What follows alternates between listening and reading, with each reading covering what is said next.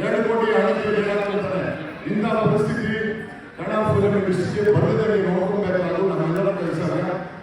Of course ಈ ರೀತಿ ಒಂದು ಅಸೋಸಿಯೇಷನ್ಸ್ ಮಾಡಿಕೊಂಡು ಕಲಾವಿದರನ್ನ ಒಗ್ಗಟ್ಟಾಗಿ ಅವರಿಗೆ ಹುದುಗಿಸಿ ಮತ್ತೆ ಈ ಒಂದು ಕನ್ನಡ ಇಂಡಸ್ಟ್ರಿನ ಜೀವಂತವಾಗಿರುವಂಥ ಕೆಲಸವನ್ನು ನೀವೆಲ್ಲ ಮಾಡ್ತಾ ಇದ್ದೀರಾ. ಅಫ್ಕೋರ್ಸ್ ಇದನ್ನ ಈ ಒಂದು ಫಿಲಂ ಕನ್ನಡ ಫಿಲಂ ಚೇಂಬರ್ಸ್ ಮಾಡಿ ಅದಕ್ಕೆ ಒಂದು ತಾಕತ್ತನ್ನ ತುಂಬಿದ್ದೀರಾ.